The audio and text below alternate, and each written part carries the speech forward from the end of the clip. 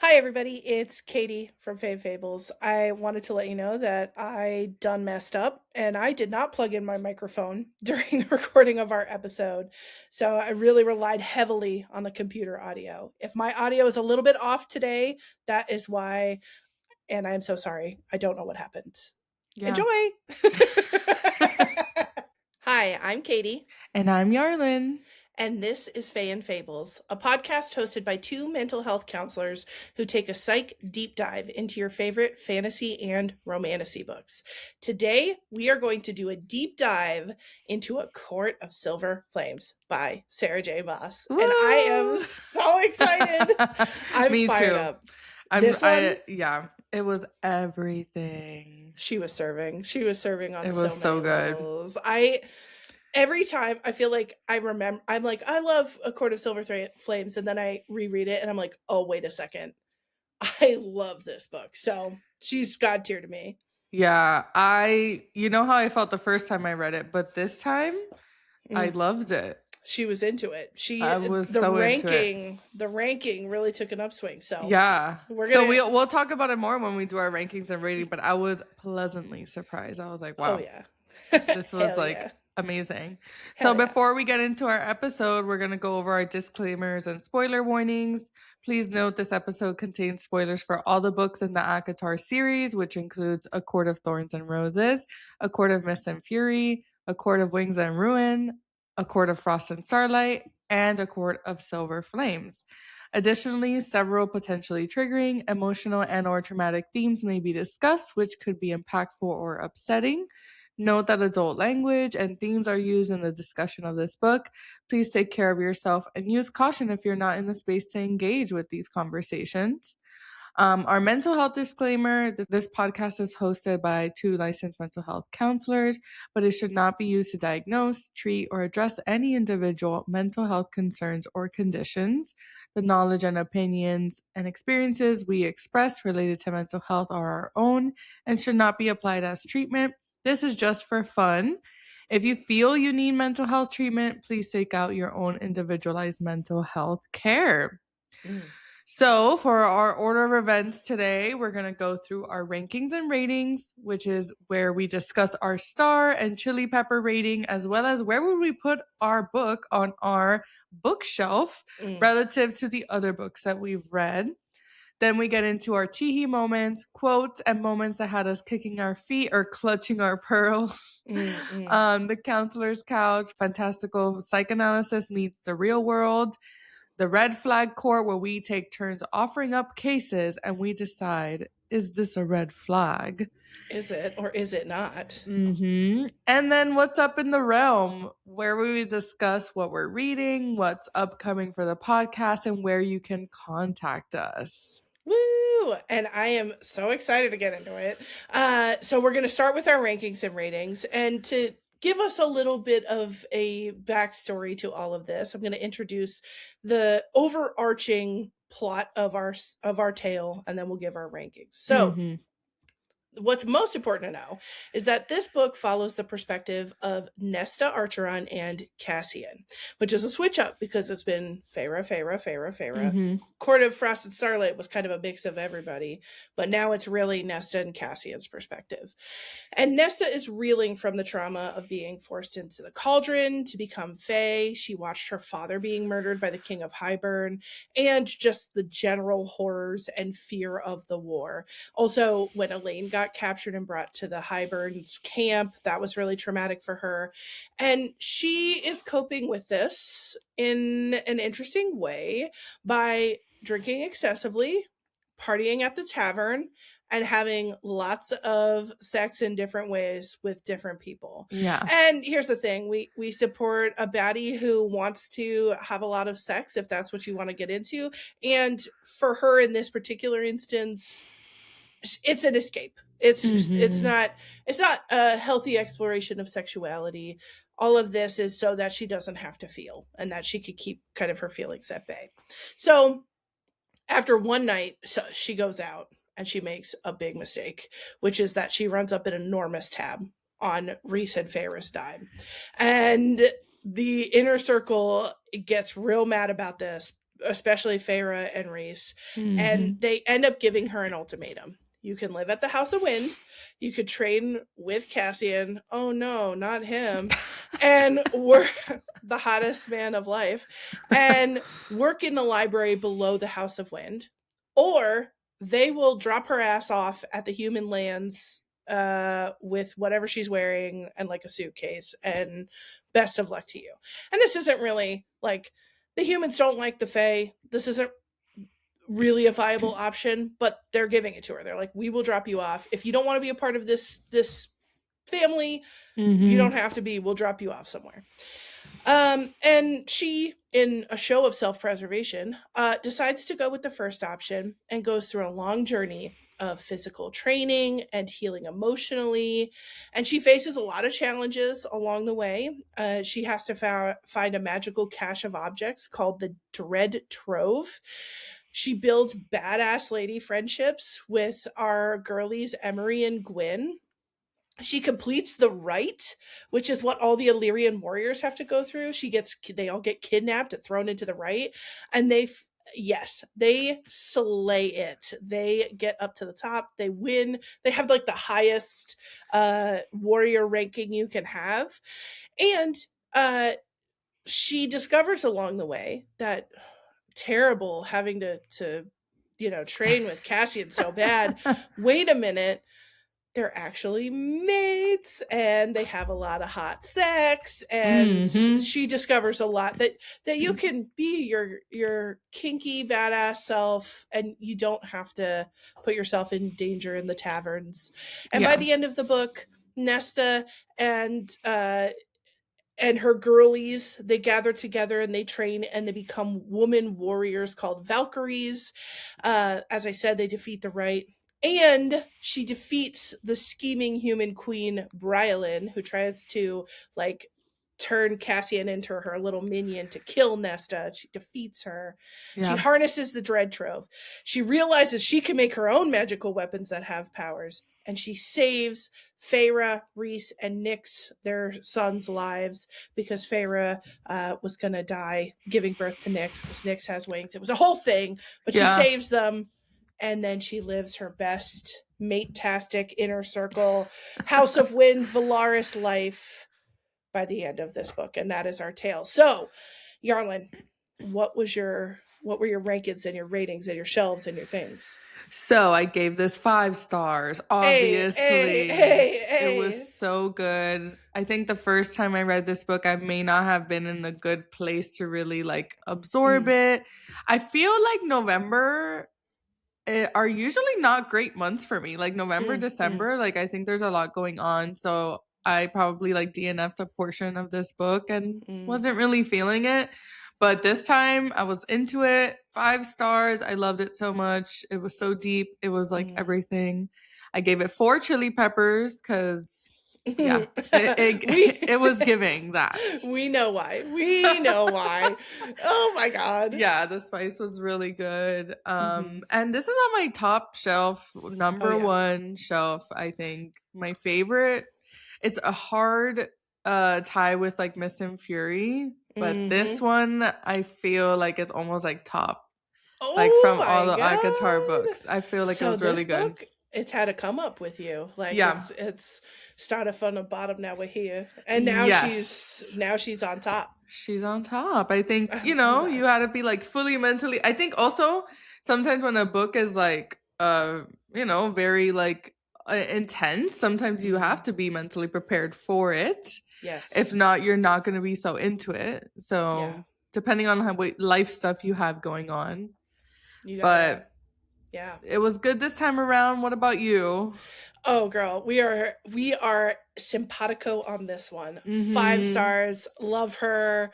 Every like no notes. No, I don't really have anything bad to say about this book, really. No. I will say the first time I went to read it, I was very mad that it was from Nesta's perspective. And I know there's a lot of polarized feelings about Nesta. Like, there's people who are like, I don't like Nesta at all. There are people who are like, how dare you not like Nesta? How could you not have seen from the beginning that she... And my thing is, I didn't like Nesta at the start of this book because I don't think I was supposed to. Like, I think the way Nesta is written, she has to go through a healing journey to be a character that I want to have her perspective. And I think, and we've talked about this in previous episodes, I'm okay if you have trauma. I'm okay if you, like, all of what's going on with Nesta is valid and real. And you hurting other people with your trauma, and you, like, weaponizing your trauma essentially against others, is something that I'm not okay with. And we can understand why, and we can empathize, but I think I felt, and they're totally different characters, and I like Nesta way more than I like this other character, but and I'm going to be vague, in Throne of Glass, that one book that is from a different character's perspective. I had a similar feeling. Like, I started this book being like, okay. First time I read it, I was like, all right, here we go. And then I was hooked. And then I was like, actually, I'm so into this. So it was nice in the second and third reads to be able to go in already on Nesta's team and be like, girl, I know. That's true. I know what potential you have. And to watch that unfold. And then as far as Chili Peppers, I also gave it a 4. If you some of the descriptions included in this book of him looking at, like, her in a certain state, if you're talking about things dripping down thighs, if you're getting that graphic, it's 4. The thing that keeps it from being a 5 for me is I think it's a little kinky, but it's not, like, kinky. Like, it could there's some books been more. There's some books you read and, like, they've got swings and toys and things, and there's lots of things. Limbs are flying everywhere, and I think it is a step off of that, but it certainly was graphic, and in a way that I appreciated. The most of all of the books, pretty much. Oh, 100%. This is also why in ACOTAR 6 and 7, if there is a perspective, if it's like Asriel, if Asriel's involved in any way, we're on the upward trajectory of kinky hotness. We can't go back now. No, like, please no. You already said hold the headboard, hold on tight. Oh my gosh. Harder. Like, you can't bring that to my doorstep and then backtrack to, like, it better not. You can't go back to, like, A Court of Thorns and Roses level, like, spice. If this is where we are now, Asriel better be the kinkiest. Like, I want him to be he better be throwing me around. Oh my god, there better be multiple people. There has to be there has to be something crazy with him, that's because he's so reserved. I'm so into him. He better have a sex dungeon, is all I'm saying. Like, I want one of those, like, you know how he's got all the interrogation rooms? He's got one there's off one to that's the a side. little That's got a little leather in there, you know what I'm saying? Like a little, strap you in. little, you know, this, a little bit of that. Oh yeah, a little bit of, that would be a really cool take, to be honest. If it doesn't end up being written, we'll make it a we'll fanfic. write it. We'll write it ourselves. No, because I think that idea is amazing. I think that would be so good, and it's like a secret. It's like a secret dungeon, so like no one knows. They're like, we don't know where Asriel goes. Where does he go? You know, and he's he flies like, around. None of your business. Oh my gosh. And that extra scene that Sarah J Maas released of Asriel's perspective, he's thinking thoughts. He's thinking dirty thoughts. So anyway, point is, Chili Peppers 4. I'm leaving that 5th chili pepper for Asriel, and he better not fuck this up for me. And then shelf 1. It's top, it's God tier, S tier, top shelf, excellence in my humble opinion. So, and I think, like, how you mentioned a little bit earlier about, like, not liking Nesta, of like, when you approach this book, you're like, ugh.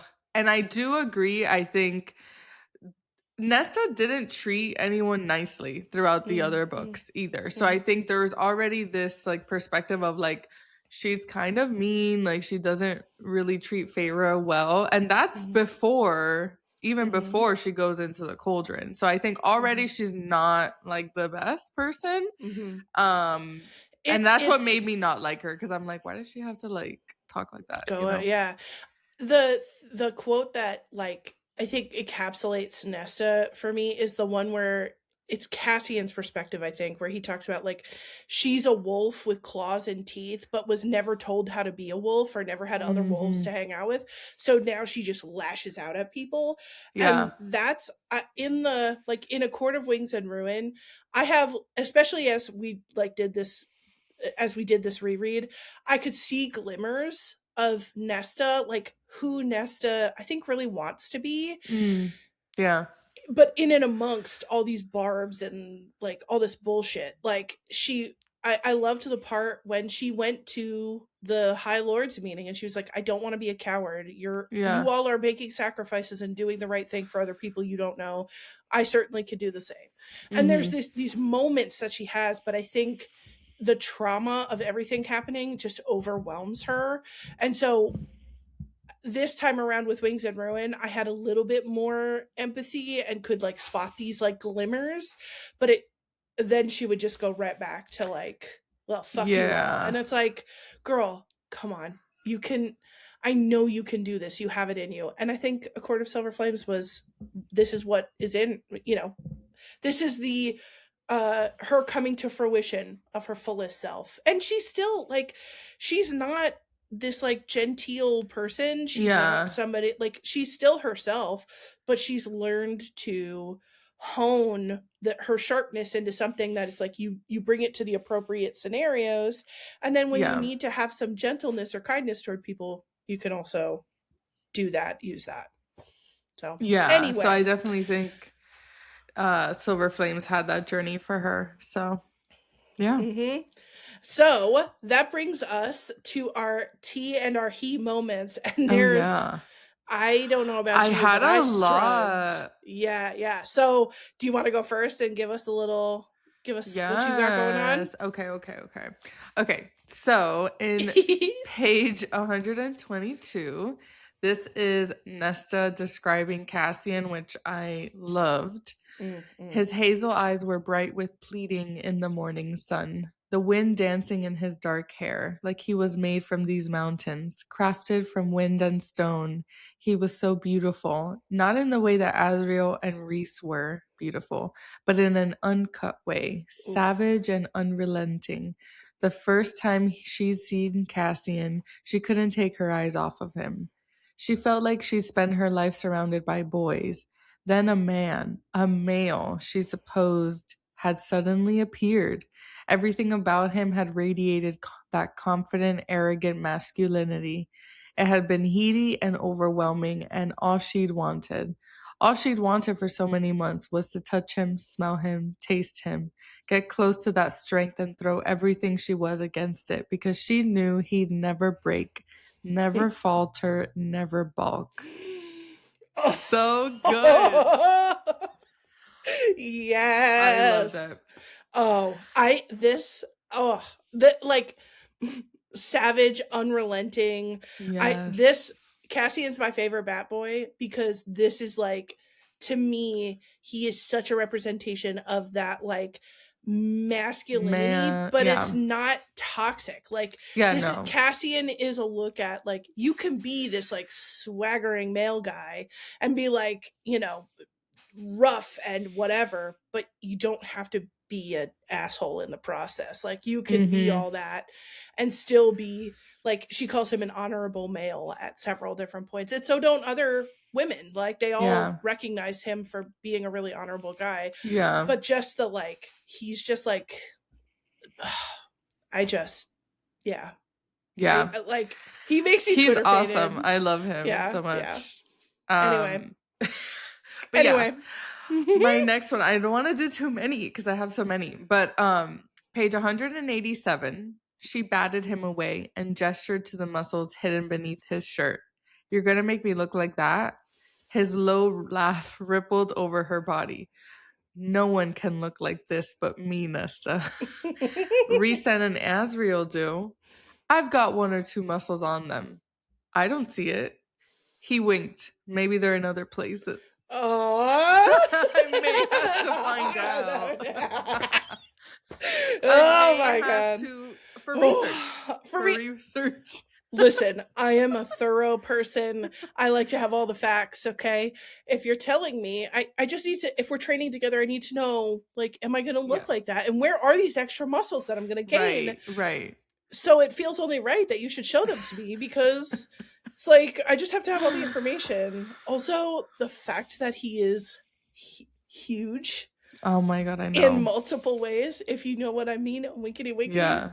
But that's why we got to see what Asriel's working with, because he has the biggest wingspan.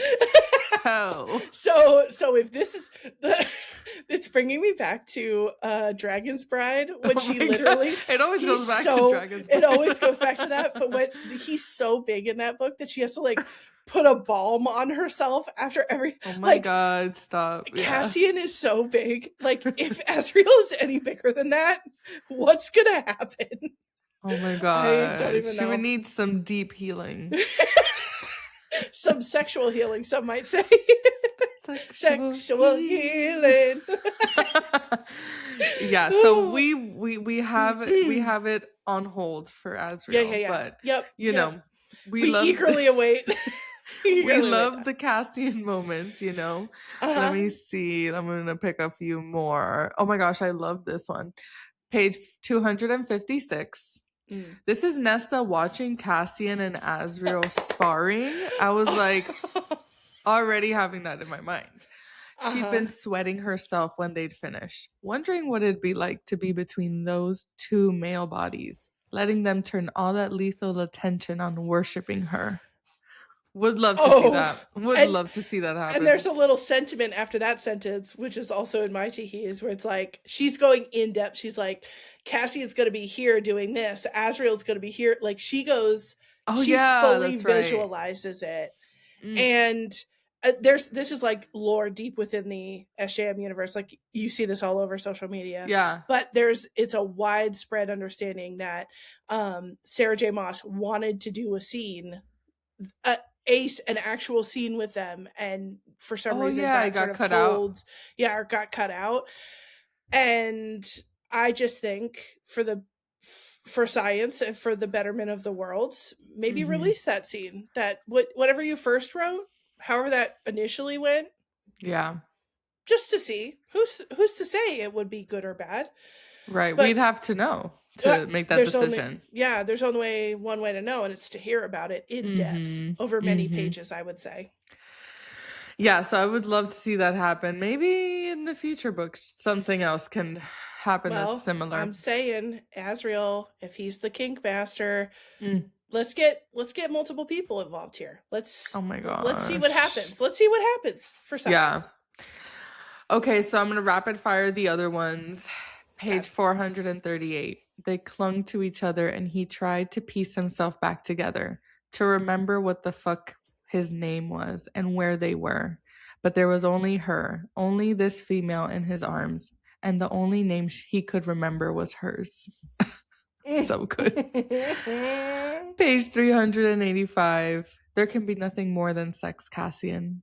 Then I'll take whatever you offer me, and I'll take you however you wish me to. Oh, wow. I loved the sentiment of him being like, then I'll take whatever you offer me. I don't know why, for some reason, it kind of like reminds me of Heathcliff, but like I'm still on that Wuthering Heights. Oh my god. I haven't seen it, and I read it a long time ago. You have to watch the movie. You have to watch it. Okay. It's amazing. Okay. I thought it was so good. Mixed things. I'm hearing very mixed things. I'm hearing some people are loving it. Some people have their feelings about it. But it's very different from the book. You cannot watch it and then criticize it about it being like not like the book or like some things. It's over dramatized of the love story, not like everything that the Wuthering Heights book is. I mean, like, we love romance. You are gonna love the movie. I know this. And you know, Heathcliff does some things. I love it. So I did see a thing about like a hand over a mouth and eyes, and I was like, What are we getting into, folks? Yeah, what are we getting into? He does some little freaky things, but I thought it was so good. I love a dramatic like love story, like fatal love, like so haunt me then. I told like, Lewis, haunt I'm me like, for eternity. If you're not wanting me to haunt you when we're gone, what are we doing here? Yeah, like I have poured years of my life into this. And for what? If you're not haunting me in the afterlife, I'm going to be pissed. There's going to be some repercussions. Yeah. Yeah, you can't just not haunt me. We live our lives together. You can't. We're haunting each other. So yeah, you're signed up for that. Yeah. So that I recommend you to watch it and then you let me know. But that little like then I'll take whatever you offer me kind of like gave me that vibe. Okay. And then page 386, we don't have time in one night for all the things I want to do to you, with you, every place I want to touch and feel you. Then do your best. Oh, so good. You don't have enough time? You don't have enough time in one night for all the things? Oh my God. He's got plans, He's got plans. And you know what? I'm here for it. My last one, I thought it was like a great way to like end my teehees because it's also just very like beautiful. Page 509. In the moonlight before the silvered lake, she was the most beautiful thing he'd ever seen. Oh. Obviously from Cassian, yeah. Oh, yeah. So good. And that's how you better feel. After I've done a 3-day hike and I'm at the edge of a lake and I've been sobbing. Yeah. You should look at me and be like, wow, the most beautiful thing you've ever seen. Like, I picture myself sweaty and dirty from the hike, pineapple bun on top of my head, like eyes red from crying. And he's like, wow, just so beautiful. And that's the thing. You better think I'm the most beautiful thing when I'm like that, because then you don't deserve me at my hair curled, lashes on, nails done. Best. Exactly. So hell yeah, Cassian, we love to see it. Those were my teehees. Oh, what a great crop. Just what a great crop. I thought they were good. So much. I know there were so many. And I peeped yours, so I was like, okay, let me not do one of the ones that she has, but you had a few. What were yours? Yeah. Oh girl, I as well also had a crop. There were many. So I'm gonna do a little amuse bouche. I'm gonna do a little charcuterie selection of the ones. I won't go all through them. So on page 218, I wasn't gonna do this one, but I can't stop myself. It's Cassian. It says, a dark smile graced his mouth, and then he says, so responsive, he purred in a voice she'd never heard, but knew she'd crawl to hear again. Wow. Number one, you're noticing how responsive I am, and then also your voice is such that I want to crawl to hear it. Wow. Would love to be in that moment. Page 220. It says, the moment she had kissed him in the hall, he'd lost all semblance of sanity. He turned into something just short of an animal, licking and biting at her neck, unable to think clearly beyond the base instinct to claim. There should be nothing more than you turning into an animal. You should transform into like a werewolf every time. Feral. You should be feral for me. You are feral. For me, gnawing at your enclosure, needing to come. I want you rattling the bars. Oh my gosh, that's what I want. I liked that. I enjoyed that. And then page 249, watching Nesta climax had been as close to a religious experience as Cassian had ever had. It rocked him to his very core. Yep. So you're rattling your cage and you're somehow finding religion at the same time. Woo! That's exactly what we need. That's the energy we need to bring to the space, my friends. Exactly. Lock in the way that Cassian's locking in. I had her imagining Cassian and Azriel doing it. On 386, it says, do you like seeing me kneel before you? You taste like you do. Wow. I do like seeing that. And thank you for noticing. On page 438, It says they clung to each other and he tried to piece himself back together to remember what the fuck his name was and where they were. But there was only her, only this female in his arms, and the only name he could remember was hers. Mm-hmm.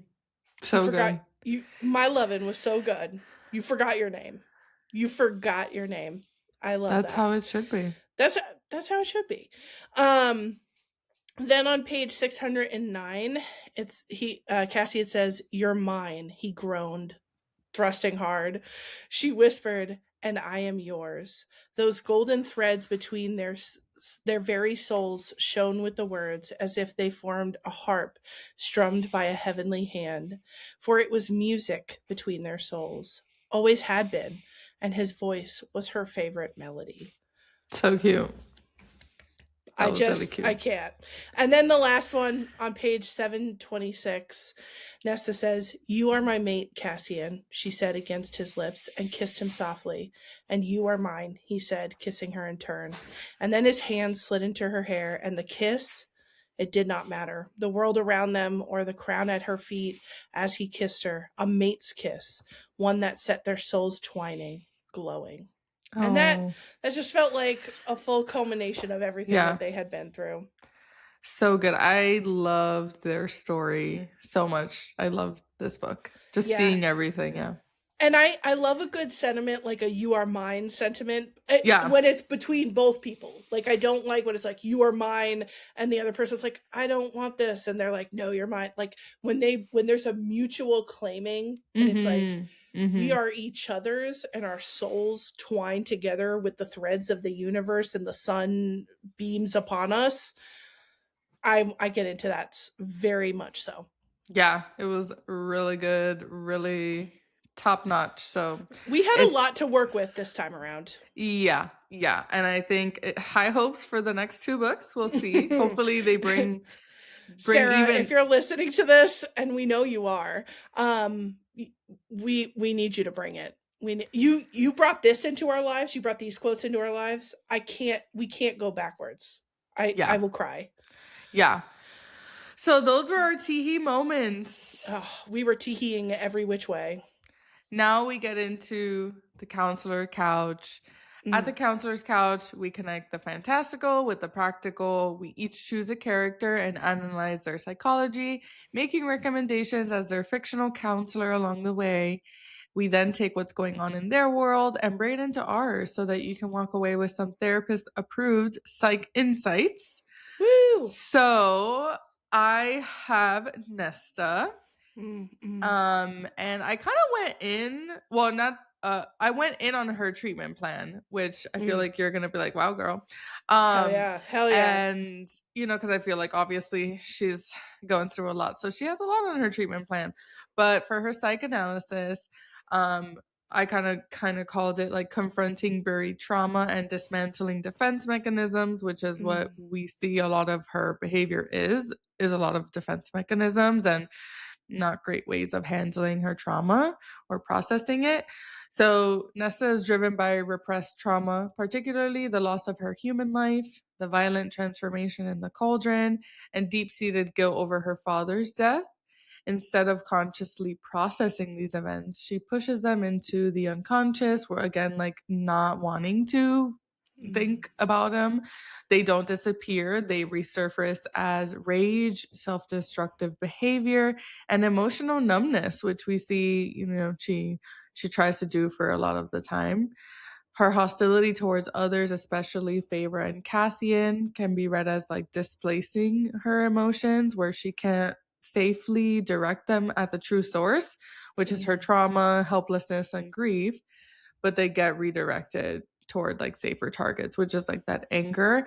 And I feel like, especially being a counselor, you definitely see people do that in real life too, versus like trying to process actually what their actual feelings are.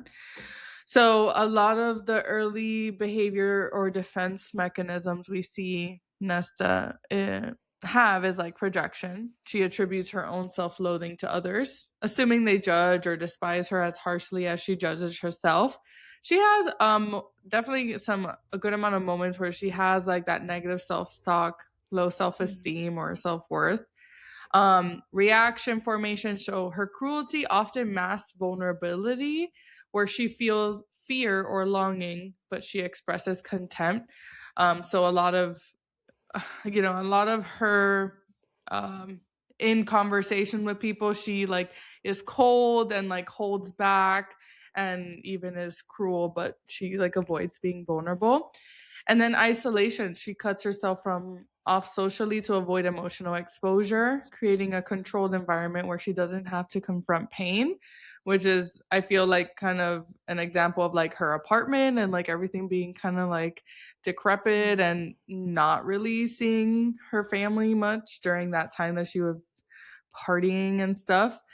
Um, her drinking and sexual encounters also function as avoidance, temporary escapes from intrusive thoughts and feelings.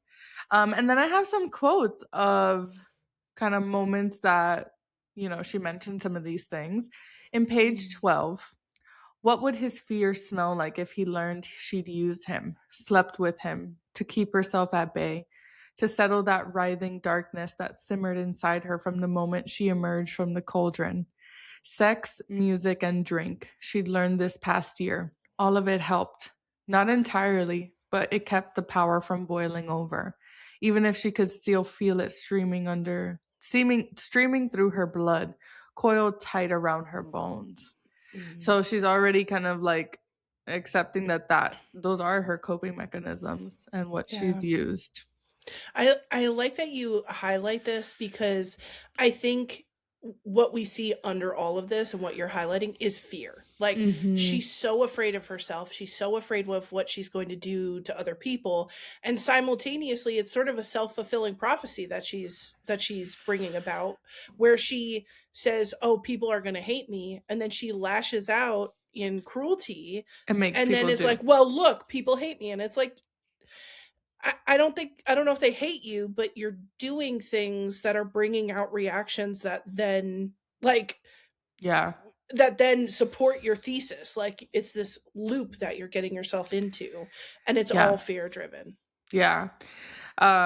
Page 13, she's describing her like triggering experiences taking baths and it reminding her of the cauldron. All of that she experienced on her own and dealt with that on her own, and that's a lot, so there is that piece of it too. Page 14 through 15, this is like kind of the endish of a quote, but that she was alive, immortal, even though her father was not.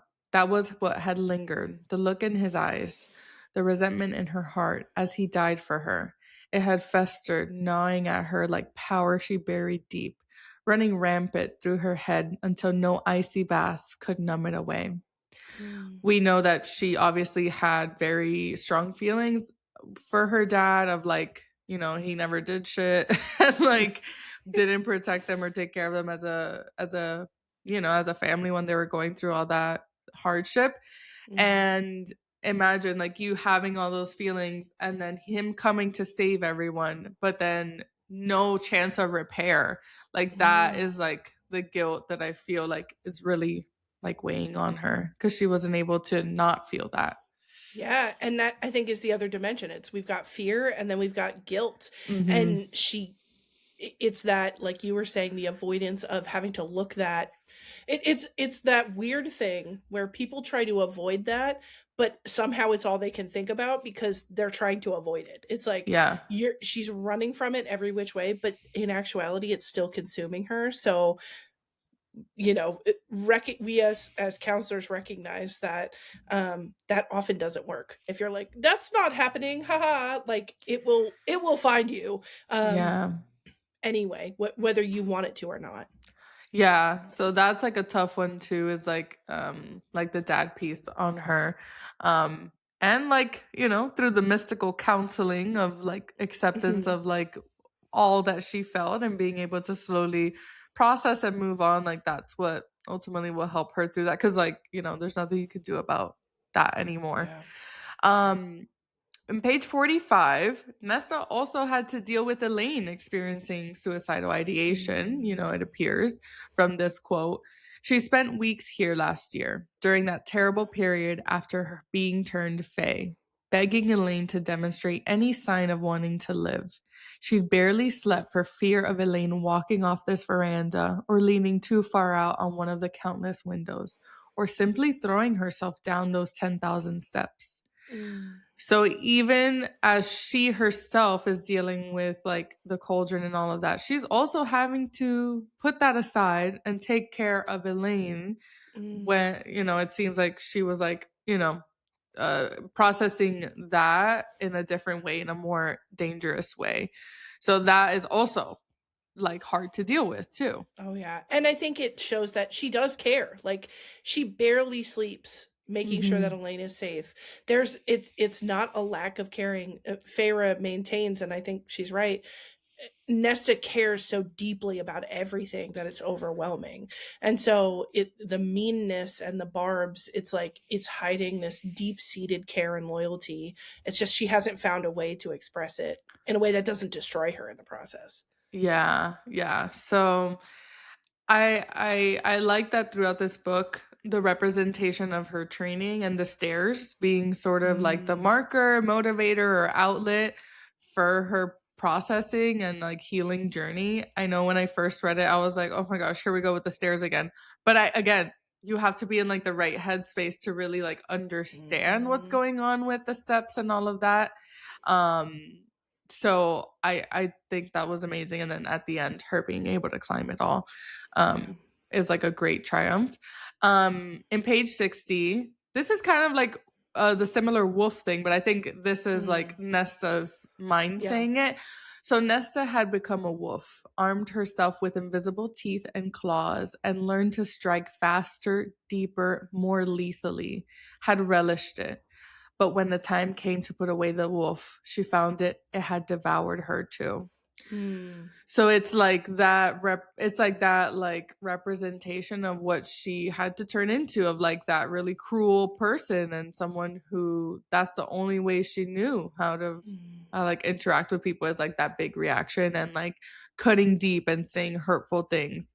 And Mm. maybe by the time she wanted to not be that way, it was hard because that was already something she was used to. And Mm. kind of changing those um automatic ways of being, or especially if you've been that way for a long time, is something else you work on in therapy too. Because it's hard to do that when that's all maybe Yeah, and if you think I think it's striking, and I like that you bring out Nesta saying this about herself, as in addition to Cassian saying it about her, Hmm. it is that very like, when you see a dog that is so frightened that it will lash out and bite, this is Yeah. the tie that they're making. Now, I think we have to be careful about equating people to dogs. That But I it's There an was a moment, example. but it's they use it more as a metaphor, Yes, than they do. I metaphor. think they do it in a respectful way, but the what I think we can pull from this is like that animalistic fear. It's like she's striking out because she's so frightened and so guilty and is Hmm. roiling with emotions that Yeah. it's not this thing where, like, there are characters in Sarah J Maas's books who are just evil acting and evil in who they are. The King of Hmm. Highburn is an example. Like, Hmm. he's just corrupt in a way in his character. Now, if we find out other things about him, it might change. But for the story, he is just like to his core bad. And I think Nesta's a great example who gets a bad rap because folks don't understand, and I didn't understand when I first started reading it the first time, that this is all covering deep emotions, and I don't agree with it, and I don't think that it's right. I think it had to change in order for Nesta to be a protagonist, but it's coming from this like lash out fear, like I'm in Hmm. a corner and I have nowhere to fucking go, and Yeah. so I'm just going to lash out at anybody that tries to get close to me. Yeah. I totally agree, especially like being put in the corner, which is like that Mhm. ultimatum of like her choosing, having to choose, Mhm. kind of staying at the House of Winds and stuff. That is her being put in that corner. And of course she's not gonna be happy about it. So um, you know, I feel like that we could talk about Nesta's character like forever because she goes through so much. And, I feel like that quote in itself is describing her mental state and like difficulty she was facing. So that was my character analysis of her. Hell yeah. And we'll get into like the treatment plan and real world application.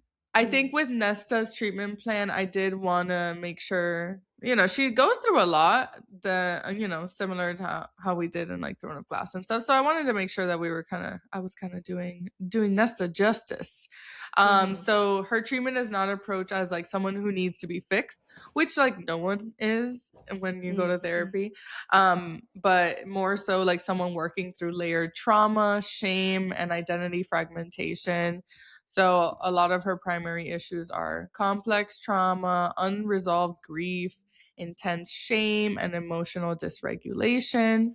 She has maladaptive patterns, as we've talked about, like the avoidance with the alcohol and the sex, isolating herself, and hostility as like a defense mechanism.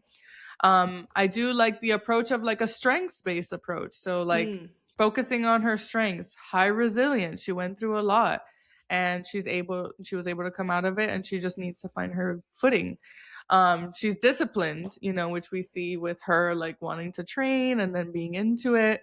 She has a capacity for loyalty and connection, and she has strong will. A lot of the central conflict or like that core belief that she believes is like, I am unworthy and dangerous, versus truly what she kind of wants is a desire for connection and belonging. But it takes like a healing journey to recognize that that is what you want versus pushing everyone away. The first things that I would focus on with her is like stabilizing herself and safety. So reducing some of that self-destructive coping mechanism and build emotional regulation. So having healthier routines with her sleep, movement, nourishment, because she also didn't really eat, when she was going through a lot of the drinking and stuff. Replacing those numbing behaviors with grounding strategies, developing distress tolerance skills for overwhelming emotions, and which, when you look at parallel to the story, like her physical training and that structured life at the House of Wind function as like that early stabilization. So I thought that was cool. In insight and defense awareness, so like helping her recognize her own psychological patterns would be kind of the next place where we identify her defense mechanisms of projecting, displacement, and avoidance, linking those present reactions to past trauma, helping her recognize like, this is why you're reacting this way, or this is why some of these emotional triggers are happening. And then we process that trauma, which is like going to be like the bigger part. Like exploring like the cauldron transformation, her father's death, loss of her human identity and autonomy, because we know like she wasn't able to make that decision. And then work through a lot of that associated guilt and helplessness, shame reduction, and like self-compassion. So like I mentioned, like she does have some negative self-talk and being very harsh with herself. So challenging those beliefs of like, I ruin everything or I'm dangerous. So those core beliefs, to be able to work through changing them. Introducing like self-compassion practices, which have been hard for her because when you don't really believe in it, you're not going to be nice to yourself. And then like reframing those survival behaviors as adaptive responses, not moral failures. Because I think one of her biggest turning points is shifting from like that self-punishment to the self-acceptance, which is, well, that's like more into psychology stuff, but like the Maslow's like hierarchy of needs is like that acceptance and like self actualization and all of that. So basically she comes to a point of like accepting herself versus hurting herself. Yeah. I like that you highlight this because it shows the ways that our internal dialogues, the ways we talk to ourselves, can come out in the way that we talk to other people. And I think people like to think it's like, well, no, I would only talk to myself that way. I wouldn't talk to other people that way. But it's like, it's in the water. Like if this Yeah. is what you're swimming in, if self-hatred is a part of your dialogue, then it might slip into the way that you perceive the world or you perceive others. I will also say a lot of times I will use, like, if someone's having trouble being self-compassionate, and I think we've talked about this before, but having someone say, okay, if your friend were telling you this story, would you respond this way? Or I sometimes will do it like as the counselor. I'm like, okay, if I'm telling you this story and I'll repeat whatever they just said about Mm-hmm. what they're going through, how would you respond to me? Like, what would you say to me about it? And would you say what you just said to yourself? And that Yeah. can be very enlightening to go, okay, I have some gaps in between my self-talk and the way I talk to other Mm-hmm. people. But Yeah. recognizing that even if you think it's just towards yourself, it impacts you. Yeah. And like I think kind of like as an automatic way, we are Mm, always a little bit harder on ourselves and just, mm-hmm. meaner to ourselves because I feel like maybe it goes to like I can say this because it feels safe and I don't, it's like a self-judgment, but Yeah. it's not good. It's not good No. to kind of like treat yourself that way. Mm-hmm. So yeah, we see a lot of that happening. And then kind of the next two stages, which we see in like kind of the end, second half of the book is like interpersonal repair, building and sustaining healthy relationships, practicing vulnerability in those safe relationships, which we see like with her friendships with Gwen and Emery, which is so Mm-hmm. cute. I love their like girl Oh, power oh connection. my God. They are the epitome of like girly girls together. Like, Yeah. and they're still badass. They're badass as fuck. They like get up on the right and they slay and whatever. Literally, not like Yeah. slay, but like they literally slay people. Um Yeah. and they still at the end of the day like go to the library and ask the house for like little unicorns in bubbles and I stuff. Like, love the house. so even the house is a friend. Like, it's just like Nesta doesn't have any faith in her ability to create community, but like, look, like you've brought together Emery, Gwyn, the house, Cassian, and it's just like I love the ways that like women friendships in Mm-hmm. Nesta's story were such a big part, and they're all like Gwen and Emery also have their traumas and they're able to like talk about it together and show each other sort of the Mm-hmm. depths of themselves, and nobody turns away and nobody judges. It's like you are still you and a good person, and regardless of everything that's happened to you, like I'm here. And Yeah. that just gets at my heart. I am such a strong believer in for women's friendships. Like it's just it's so Yeah. powerful. I love that. And then kind of just like meaning and purpose of like moving beyond survival and into a purposeful living, which she does start to do that with like training and helping Mm-hmm. others and being able to develop a sense of belonging. So that was her treatment plan. I Oh my loved gosh. what I loved about this book was like seeing Nexa go through this healing journey. Most of the things Mm-hmm. in the treatment plan are kind of like things that she went through. Mm-hmm. And it's like on her own. And seeing how even this example of a character arc can be correlated to a real world application, Mm. especially if you feel seen by Nesta's character. It's a good representation in a fantasy world, seeing real life interpersonal struggles.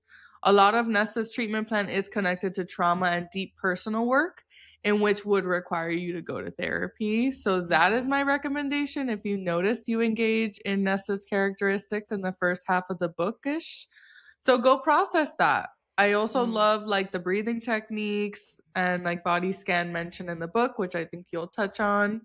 Mm-hmm. Um, Mm-hmm. and like I think like one good therapeutic skill, somewhat connected, could be practicing engaging in healthy vulnerability and feeling expression with your safe people to encourage more connection. And you don't Yeah. need to solve everything on your own. You do not. You absolutely don't. And I think that is such a good point about counseling. We're here because you don't have to do it by yourself. And there's Mm-hmm. no shame in not wanting to do it by yourself. Humans are social creatures. Humans, Yeah. before the professions of psychology and counseling and everything else, humans have been talking to each other to help problem solve and move through the world since the dawn of time. Yeah. So why not just do that in a setting where literally the person is there to attend to you? Like, the whole point is you have somebody on your team who's there to just be there for you. And like, that's what's so cool about being a counselor, is like, we get to be there for folks in a real embodied way, and make sure that folks have a space to talk it out, because that's what Nesta gets in the end anyway, is a space to talk out the deepest parts of herself and to feel seen and to feel heard. So take it from Nesta. If you're like, wow, I really vibe with her vibe, just know that part of her vibe is talking to other people who are compassionate and will hold space for her, and that's who we are as counselors. So come see us. I just loved this analysis. I loved the applications. Thank you. Yes, thank you for letting me sit on your counselor's couch today. I've really enjoyed my time, and thank you. We love our girl Nesta. We love her. So all right. Now, let's go on into your office, sit on your counselor couch. Come on into my office. We go down the hall. Come on in. Do you want tea? You want anything? Are you good? Yeah? Okay. You're like, yeah, I'm ready. So my character for the character case was Cassian. And I have his character analysis, and then I have some application stuff. I named the character analysis part self-talk, self-worth, and embodiment. And I think it's important to note that while Nesta's having all this difficulty with self-talk, so isn't Cassian. And that's really important to remember the kinds of messages he's been receiving and believing. Cassian is called a brute, a bastard. He's called the Lord of Bloodshed, the Prince of Bastards, by so many, like, he gets so much shit from so many people. Yeah, it's crazy. Once I was locking in on it, I'm like, why is everyone calling you names? Like, what the fuck? And as Cassian's, and he just accepts it. I mean, if that's all you've heard all of your life, like, literally everyone's been saying this shit to him, and he's just like, yeah, they're right. You know, I am a brute. I'm like, as your clinician, I cannot stand by this. Like, I tell my clients that I, you know, if there's good rapport and whatever, if it's appropriate, that I have like a shit list on behalf of my clients. Like, if somebody hurts you, they go on my shit list. And so everybody who's calling him a brute and a bastard and the Lord of Bastards or whatever, they're all going on my client shit list. Yeah. And and what's really hard to contend with is he's also called a brute and a bastard by Nesta. So even the person who is his mate is calling him a brute and a bastard toward the top of this book. She then, you know, a lot changes and she's like, I never meant that, and you are not. And she encourages him a lot actually toward the end of the book. But if we start sort of top of the book, he's internalized so much of this. And this is especially poignant given that even in his upbringing, he was an orphaned Illyrian boy, and even among his own people, he was not welcome or liked or encouraged. And this is crazy, given that he is highly skilled in warfare and bodily physical training. He understands the I guess, Illyrian Fae human body really well, and is very intellectual regarding warfare and physical training. But a lot of people don't see this as a skill, and they equate those abilities with a lack of intelligence. That because, you know, he's not talking about philosophers, like, he somehow isn't as smart. And because Cassian has absorbed a lot of these messages, he also talks about himself as unintelligent, unskilled, and we see this pop up several times throughout the book. So I'm just going to like rattle them off, all of the like shit that people are saying to him and what he believes about himself. On page 44, he said to her, if only to beat her to it, and he's beating Nesta to this comment, still a bastard born nobody, don't worry. Then on page 66, it says, Nesta managed to step away. You're a brute. And that's what she said. And he winked, born and raised. Page 89, like a stupid brute, he'd let them all see too much, learn too much. Page 281, you flatter yourself, thinking you're more than a mongrel bastard. That's from Eris. Page 721, Breland says, he's a hateful brute, just like you, Cassian, arrogant and brash. Like, holy shit. I'd fight someone for him. Honestly, we're rolling up for Cassian because that's so hurtful. Yeah. By the end of this book, I was ready. I'm like, I will fight people. Like, stop talking to my client like this. I'm so sick of it. I got my fisticuffs up. And so despite all of this, what we need to know is that Cassian is really smart. He's steady, he's strong, he's very observant. He notices when things are kind of maneuvering through the room. And he connects with his body as a way to center himself and connect with the world around him. It's remarked several times, and he says this himself, that he's not naturally trained in like court maneuvering and being a courtier, but he's basically a genius when it comes to battles, battle maneuvers, training as a soldier. He's very connected to his body, and he does a lot of physical movement, breath work, grounding, all things that we talk about in counseling. And we see this also come up through the book. So on page 104, it says, he let himself fall into that calm, steady place within his mind. Let his body begin the series of motions he'd performed for 5 centuries straight. Stretching and breathing, concentrating on everything from his toes to the tips of his wings, waking everything up. Then page 129, Cassian had needed that contact, always needed physical contact, he'd learned, probably thanks to a childhood spent with so precious little of it. Then again, he says, through it all, through every awful thing, the training centered me, guided me. You said the other day that breathing helped you. It helps me too. And then on page 417, she'd gone into a place that Cassian knew too well, where thought and body became one, where the world faded to nothing. So you see, he has such skill, but he doubts himself so deeply throughout especially the first half of the book. Yeah. And I do like how he teaches like Nesta those grounding techniques and like the breathing. I loved seeing that because it's like something that helped him is like something that's going to help her, and the teaching of that is so beautiful too. Yes, and he's a patient teacher. Yeah. Kind, patient, has good boundaries.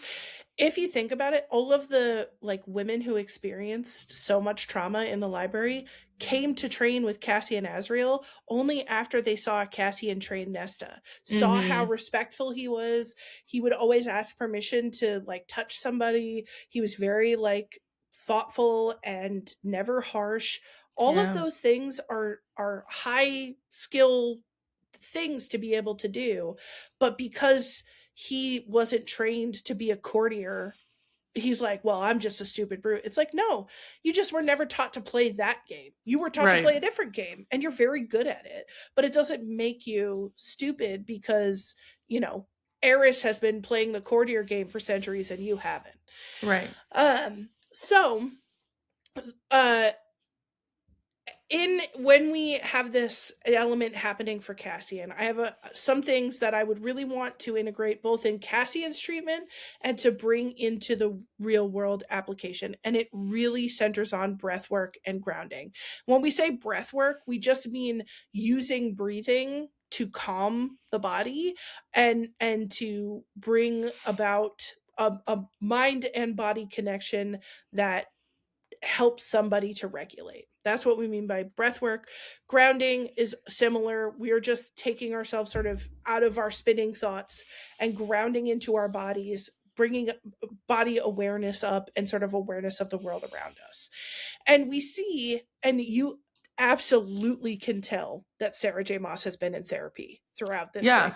When she, even without the interview with the Call Her Daddy podcast, the first time I read this, I'm like, oh, she's been to therapy. Like, you can absolutely see it because she's using the breathing and groundwork that you would do in counseling in this book.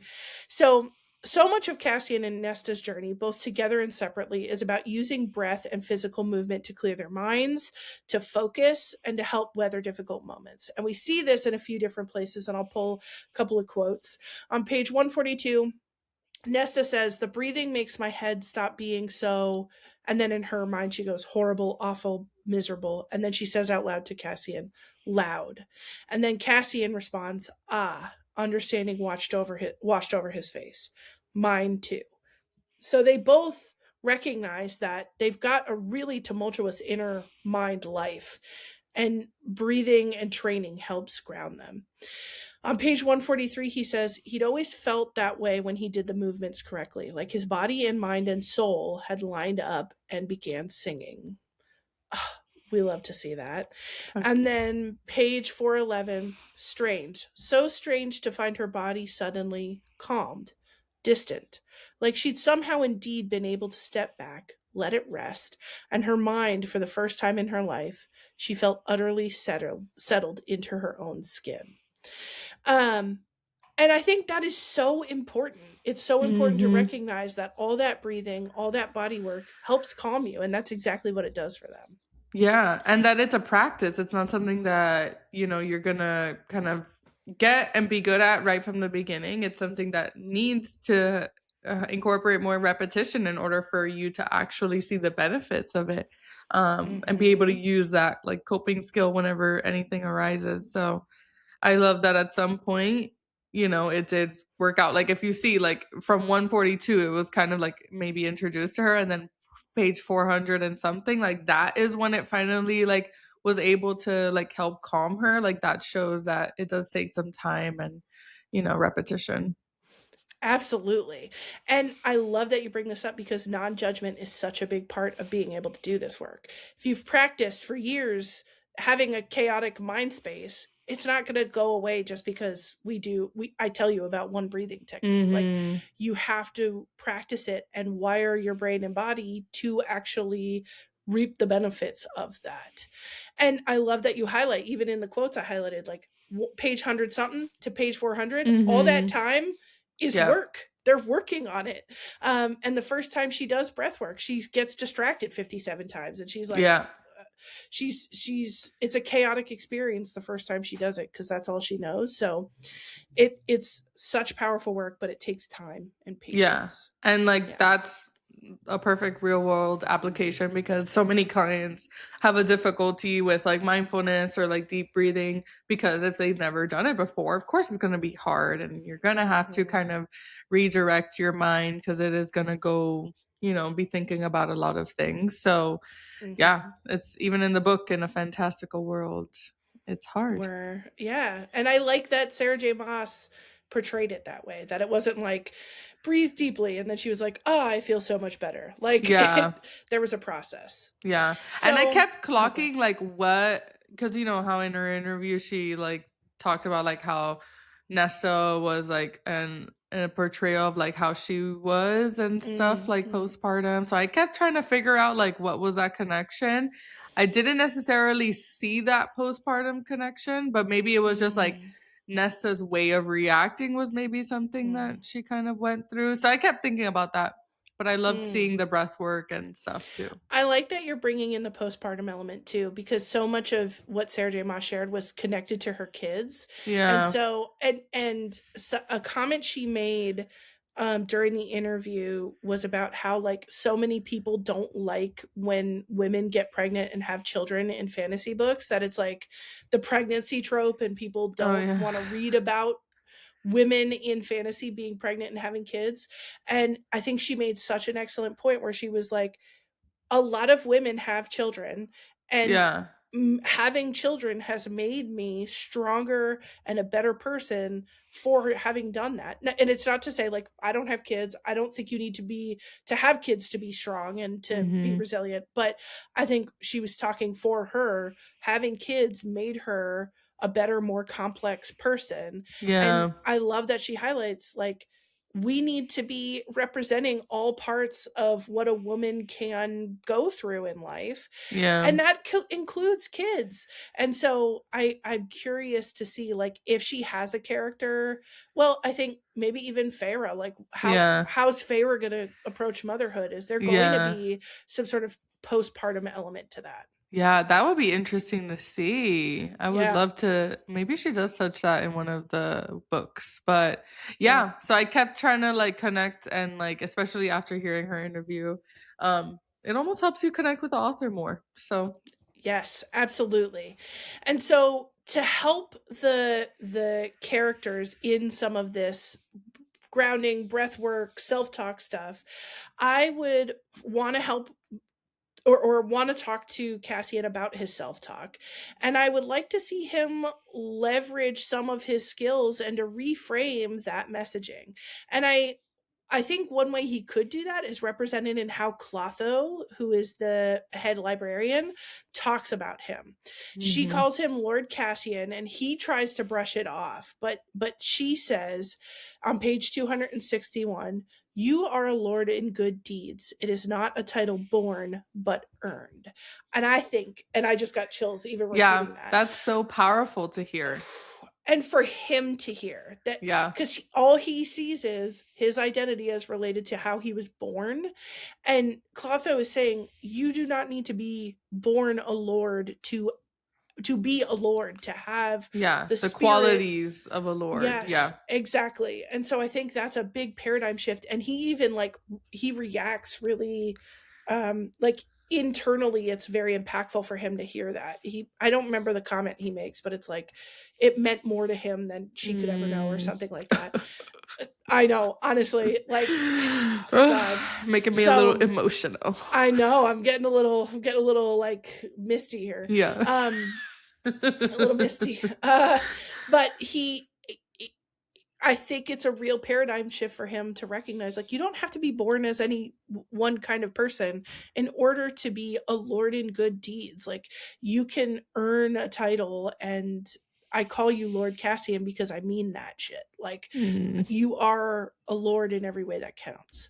And then on page 606, I wanted to pull a quote the way that Nesta talks about him through the second half of the book. Once she realizes, I mean, once she grows herself and sort of gets her head out of her own, like, swirling tornado, Mhm. she also sees how much Cassian goes through in self-talk, and she says, "You are good, Cassian, and you are brave and brilliant and kind. I could kill anyone who has ever made you feel less than that, less than what you are." Mm. Oof. Making me emotional. Stop. I know. I'm getting more chills. It's, Because yeah. immediately what I think of is almost like hearing those words are almost being said to his like younger self, his like child Cassian, and like that's what I connect to. Mm-hmm. Um, you know. So I think it's like even as a child, like when you say those like harsh things, like you're saying that to your younger self. I think that's another Yeah. practice too that is like brought up in therapy of like, kind of connecting to like that younger part of yourself and healing that. So Mm-hmm. yeah, I love that. I connected like those like beautiful words were being said to like baby Cassian and Yes, it's that IFS, like, mhm. internal family system parts Yes. work kind of Yeah, I thing. love IFS, so that's what I Hmm. Yeah, connected yeah, with. Yeah. yeah. It's, and healing those messages across his lifespan. It's just, and Nesta, I know Nesta I'm like, oh my god. recognizing that she was part of the harm that was perpetuated against him, and Yeah. yeah. So as counselors, we could see how emotional that journey is, and Yeah. how we approach that. Mhm. So, all of this said, I think it's important to recognize that, it's going to be important for Cassian to connect with the fact that he was not defined by the circumstances of his birth or station. And that is true for all of us. That we can build a more compassionate, supportive inner dialogue, regardless of how we were born or who was in our family or any of that. And that we can use things like breath work to help us remain grounded.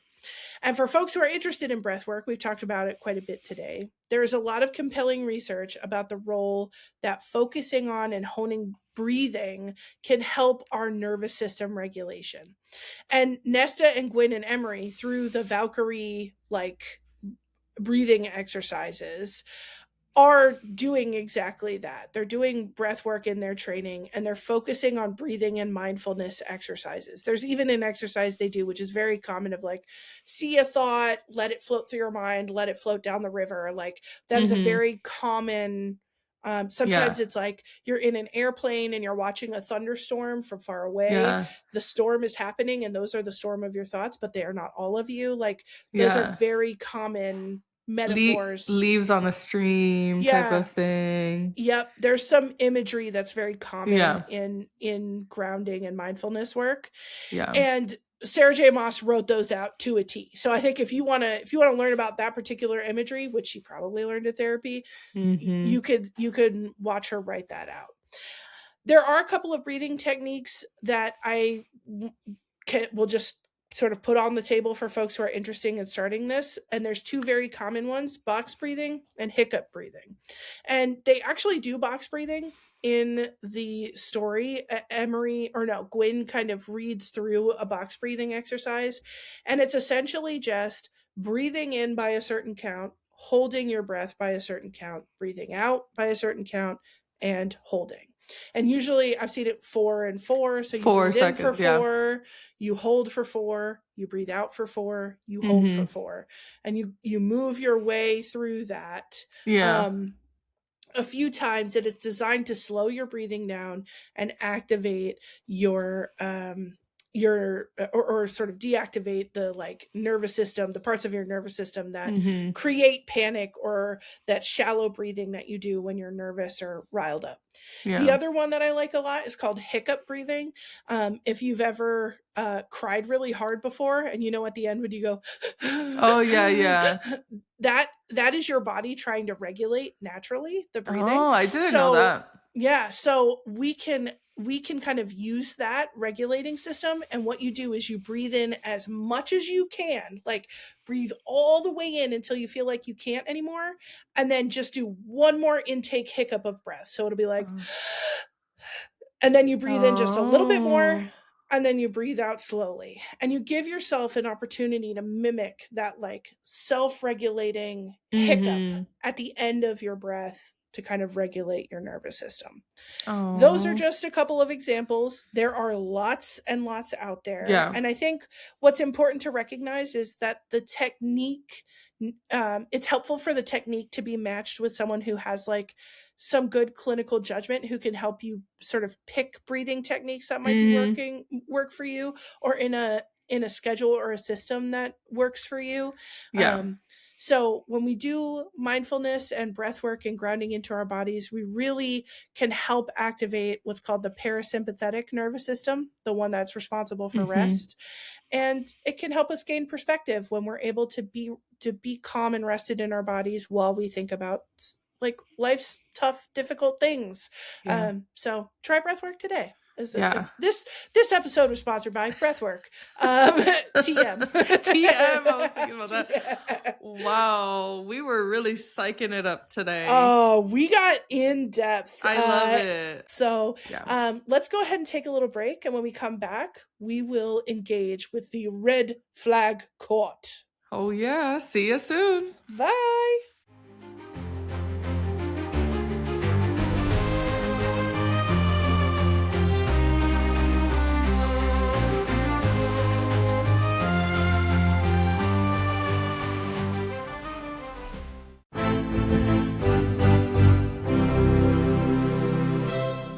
All right, and we're back. Yeah. Welcome to the Red Flag Court. Come on in. Oh, yes. So here we bring cases of personal and relationship misconduct to the jury, and we ask ourselves, is it a red flag, a green flag, somewhere in between? Oh my goodness. So Katie and I will go like one-on-one cases. I'll do one and she'll do one. So my first case is Nesta and Cassian arguing about Reese. Okay. She says, I hate him, she seethed. Good, he hates you too, Cassian shot back. Everyone fucking hates you. Is that what you want? Because congratulations, it happened. Oof. I present to the court. What do we think of this like reactive response from Cassian? Oof. Okay, so this one's rough. And I'm remembering this interchange a little bit because she says some pretty raggedy things to him before he says this to her. Not that it makes it right, but I think it's important to set the stage. I also think Cassian is very protective of Reese and Nesta. Yes. Up until the end of the book, when like Nesta saves Nyx, like there's toward the end they kind of come together, but I think if I take this whole interaction into consideration, I think Nesta and Cassian both observe red flag behavior here, and I certainly think this is a red flag moment for Cassian.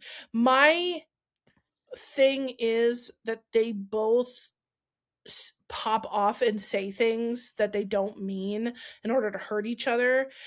I will also say the number of times Cassian does that versus Nesta's doing it like 1,000 times. Yeah. Every 10 times Nesta says something shitty to him, he says one shitty thing to her. It doesn't make it right? Like it's not and I don't think this is without context. And I think Cassian shows a lot of patience a good amount of the time, but he loses it here. He loses his patience. He does. And he's feeling defensive of Reese. So he pops off. It's not right. It's red flag.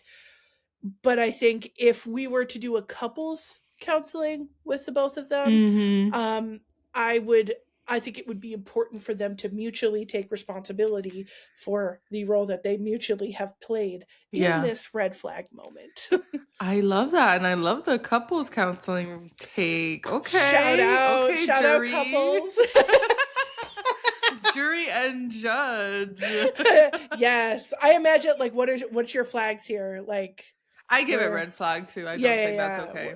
We're going red flag on this one. So red flags, and shout out to all the couples counselors out there. We love you. You do the hard work. You're out here doing the work. The WERK work. So we love you. This is where I need like big acrylics, like pointy acrylics. Yes. It's less impactful when I just have like my nubbins over here. Like we gotta get some fakes. Recordings. Oh my gosh! Just during our Halloween episode, when we possibly dress up as witches, we gotta have the little talons. I want metallic talons. Yes. I want like metallic silver. Love that. Talons. Should we do a little Manon vibe with the hair? Oh my! Get me a silver wig. Yes. And like I've never done contacts. Period. I don't have glasses. Really, I wear contacts. Yeah, I don't. So the thought of like popping something into my eyeball would be new. It's easy.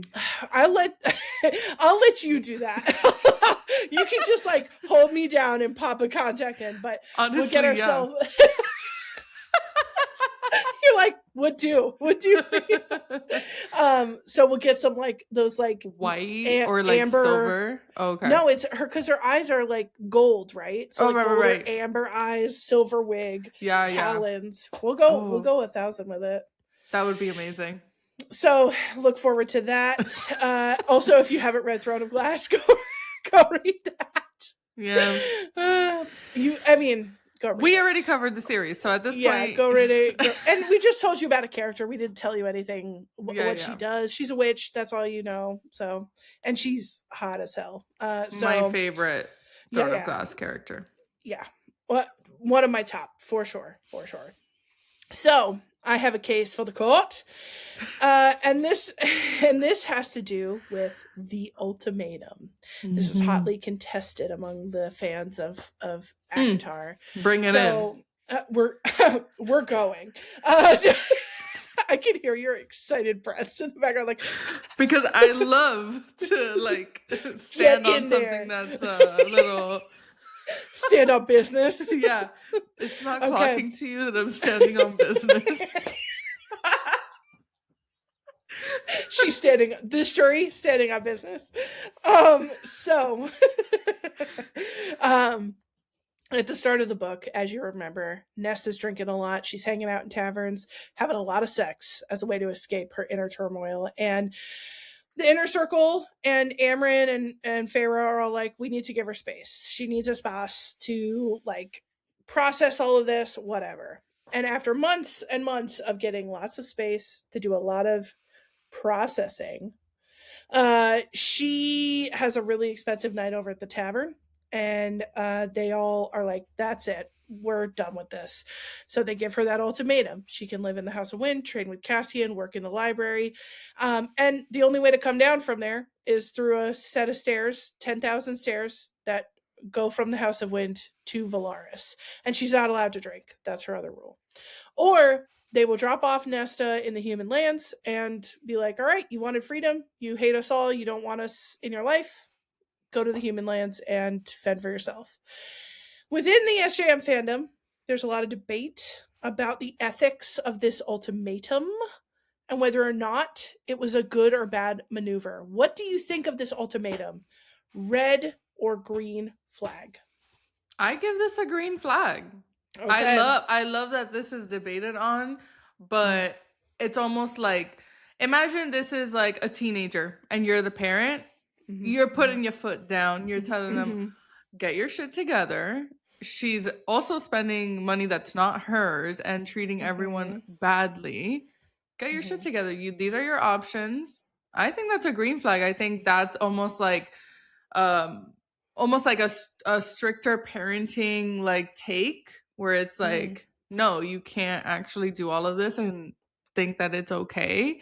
So at least she had the second option, you know. Maybe in some other situation it would have been like, you're not allowed to do this anymore, like this is what you're gonna actually do next, this is like your only option. But I don't think that there's anything red flag about this. It's just like there comes to a point of like, how much are we gonna also keep seeing her do this to herself and her think that it's okay? Okay. I honestly am toward a green flag as well. There's a little piece of this that I like would want to maneuver, I think. So I saw this as you might with like someone who is in the throes of addiction, and like sort of like decisions of like having to go to rehab, or how do you like, if you have someone in your family who's in the midst of their addiction and they want money to buy more drugs, like, or they'll steal money from you to buy more drugs, like what is the boundary you put around that? And the decisions that families make around like addiction are very difficult. It's not just individual decisions. It's like, do I let this person live with me if they're going to steal from me? How much do I sort of open myself up to risk before I protect myself? And I think every family is different and every system is different, and people are making really difficult decisions. You have to do what's right for you. And the safety of the family system comes into play at some point where you have to set boundaries in order to maintain safety. And for me, the thing that sort of puts this ultimatum toward the green for me is the fact that she is living off of Rhys and Feyre's money, that she is living off of their sort of like beneficence, I guess. And she is just sucking in all this money. And imagine what that money could do for somebody in Valaris who really needs it. Like you are running up tabs at the tavern on my dime. Right. And And so in some way I would feel like I was enabling that behavior to some extent. Exactly. Now, I think they make a decision that a lot of families make, which is like give the person a little time, like let them have their little like rumspringa or whatever they're going to do, and then maybe they'll figure it out. But I think the inner circle sees that she's not figuring it out. She's not like there's not progress being had here. So I agree with the like sort of monetarily you are cut off. And I agree with the first option they give her of like go to the House of Wind, train with Cassian, work in the library. I think that structure is really that to me is almost like rehab. Like put yourself in rehab. That's the first option is rehab. If you like see it in a real world. Yeah. Yep. The second option where they're like, we're going to dump you in human lands. I think there's a way to be like, we're going to cut you loose and we're not going to fund what you do. Like, I could almost see like, you can't stay in this court, but where you end up is kind of up to you. Or we're not going to pay for anything anymore, but you could stay at Valaris. So you have to figure it out. Like, you have to get a job or something. Like, you're allowed to stay wherever you want. You could be in Valaris. We're here to help if you want to choose that first option at some point, but I'm not going to fund this toxic, destructive behavior anymore. So overall, I see it greener. I think it twinges yellow a little bit in the I'm going to dump you in the human lands piece. I think there's a way to set a boundary and cut her loose a little bit without going to that extent. I think the ultimatum needed to happen in this way because it's like if the second choice was for her to stay in Valaris, what's going to stop her from continuing the behavior? Even if she gets a job, that can just fund her. You know what I mean? So it's like there has to be almost like that strict kind of like one side or the other, but you're not going to have this stuff going on in the place that we try to have like peace and happiness type of thing. So and I like that you bring that up because if you start getting destructive, like you start destroying Valaris, if you like ruining other people's lives, I could see that being like, you got to go somewhere else. I almost think they could have started with, we're cutting you off financially, or, you know, you get one more month's rent or whatever it is, and then you got to figure it out. Like, we're giving you 30 days to get your shit together and figure out whatever that means for you. But money stops in 30 days and you have to work it out. And if she starts becoming destructive to like the people of Valaris or putting people in danger, like that amps up that ratchets up the stakes for me. And I think then the consequences could get worse. So I think we are mostly in cohesion about this. I think you're a little bit greener than I am. I'm green. I'm a little, I'm twinging yellow a little bit, but I think at some point there needed to be a boundary set wherein Rhys and Feyre's money was not going to fund this party palooza. Yeah. So, and to all the folks out there who call it red flag, like, we would love to hear your comments, because there are people who say that it's red flag behavior, that they should not have done that. And I'm curious about that. So yeah, I think either they have never had to deal with someone who battled addiction or someone who like had like really these destructive tendencies, so they see it as like very harsh. I also think like they connected to a fantastical world where it's like, oh, like why does it have to be so intense? It's because it's real life stuff too. That's what I think too. So yeah. So sound off if you think our compass doth not point north. Let us know. I feel like we got a pretty good rationale. The court has spoken. The court have spoken. My next case. Nesta creates objects unnowingly similar to the dread trove. That's such a weird word. Dread trove. Just say dead trove. Every time I have to stop and be like, it's not dead trove. Dread trove. Dread trove. It's like my mouth can't do that. I don't know. Amren and gang discuss what to do about them and whether Nesta should know. Amren is against Nesta knowing, and Cassian and Azriel are not on board on lying to Nesta, but like everyone else kind of like agrees.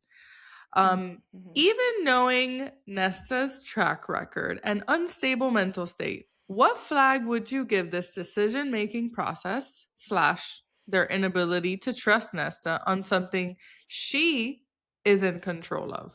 I love that you bring this to the court. So, and this is, I think I'm remembering this conversation correctly because they have the conversation about the made objects that she created. Mm-hmm. And then Amron's like, do not tell her about this. Like, do not do that. And Cassian and Azrael are like, no, like, and Cassian especially is like, she deserves to know. She made them. It's her power. Da da da. Amron's like, no, don't tell her. Don't tell her. And they put it to that vote, and then whatever. I think that Amron is speaking out of bitterness and anger, and a little fear too. She fears Nesta's power in a way that no one else really does. They all fear it. Like that part where she's sleeping and she's wreathed in flames, and Rhys has to come like put a damper on it. The and darkness, he's like, yeah, he's like, she's more powerful than we like even know. He's like, that was rough to try to like calm her. So they have some fear over it, but Amron really, she's like, when she pops off, the whole fucking world is gonna crumble.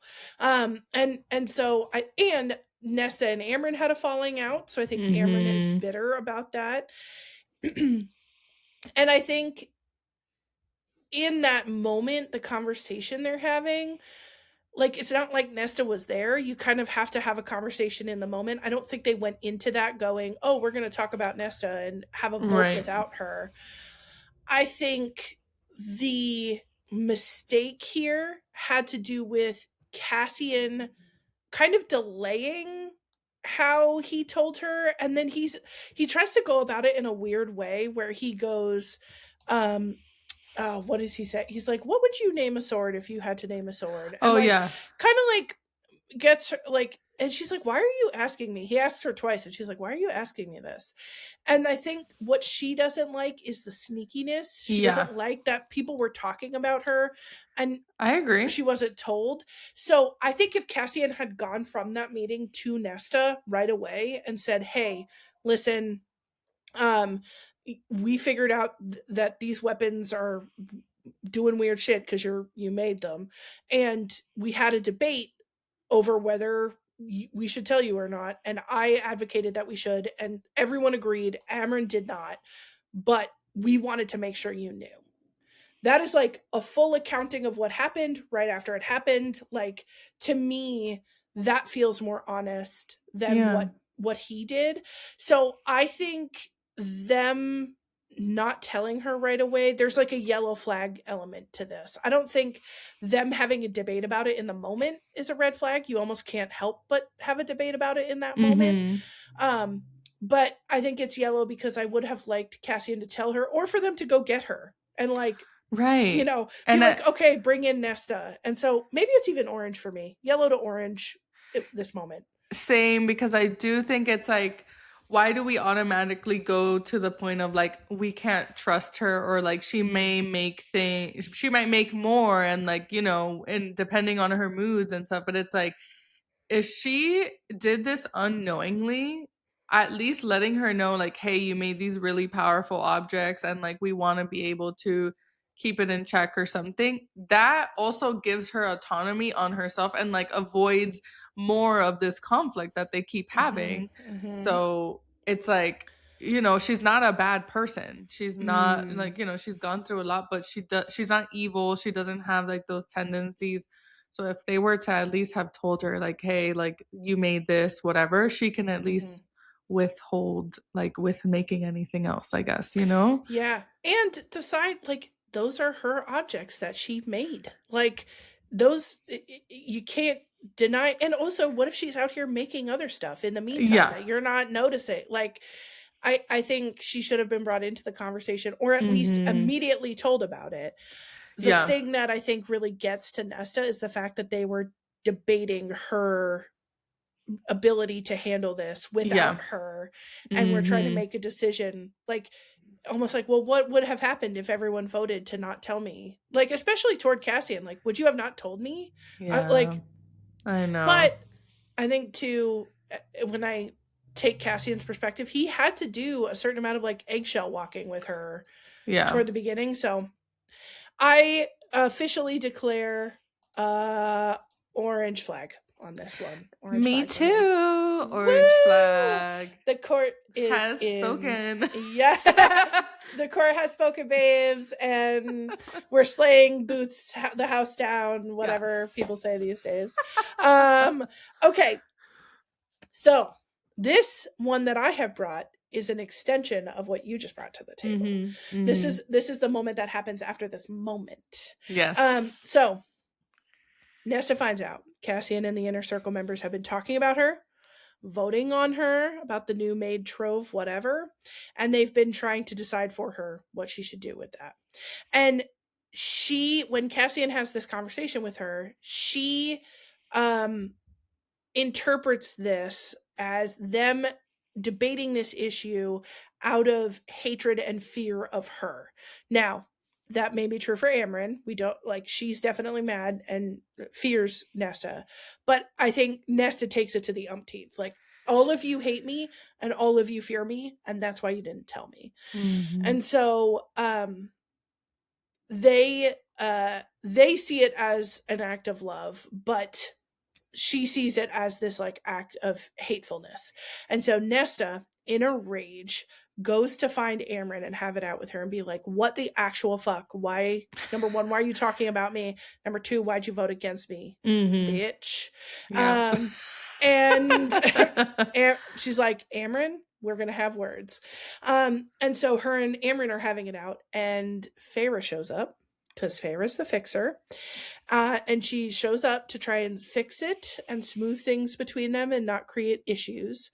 And Feyre tries to give Nesta advice. And Nesta, in her rage, is not in the mood and lashes out.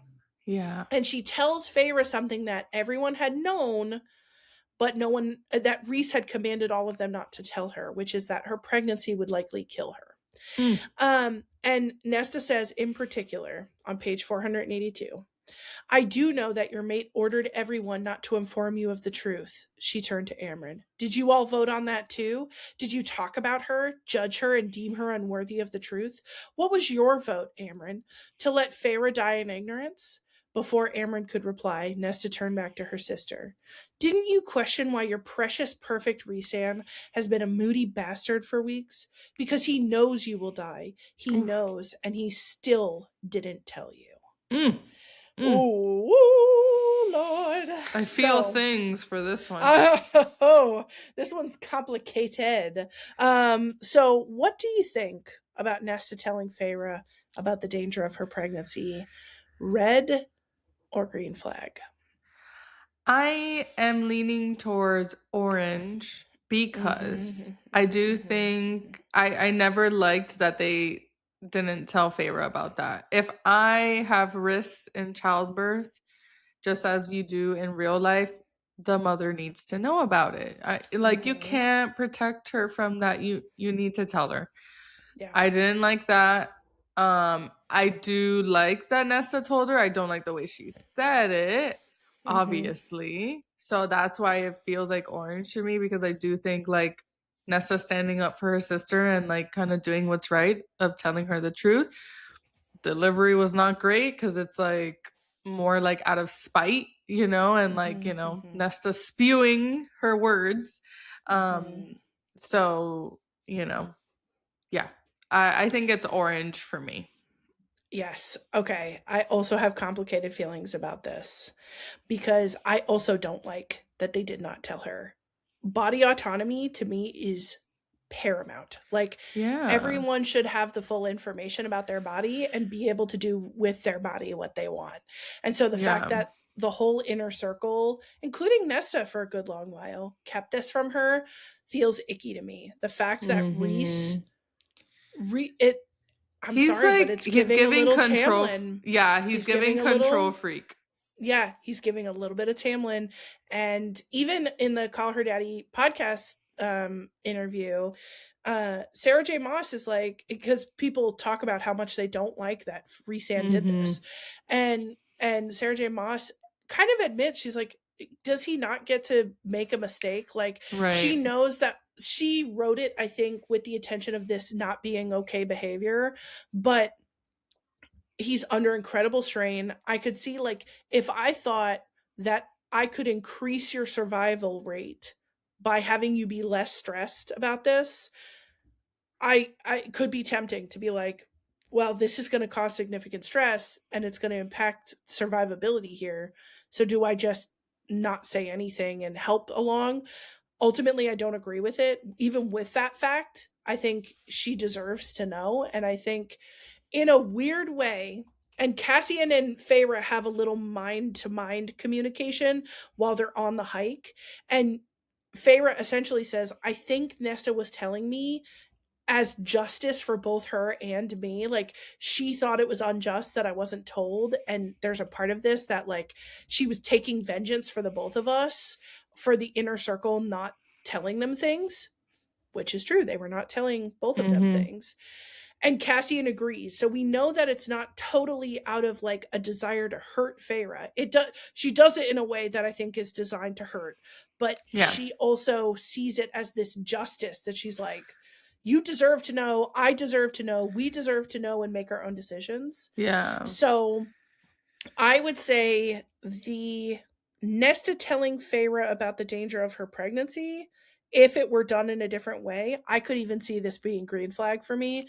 Right. The way that this was done, the nature of the conversation and how it came out, that's where it's red flag for me. It's like, this moment, the way you're doing this right now is red flag. The sentiment, the telling her, like, you could have totally gone to Feyre and said, like, listen, I have kept Rhysand's secret because he asked me to, but I don't feel right about it, especially given what I just went through. Right. They had a vote about me and I felt like shit, and I don't want you to feel like shit. And so I want to let you know this because I love you and I want you to have the full information.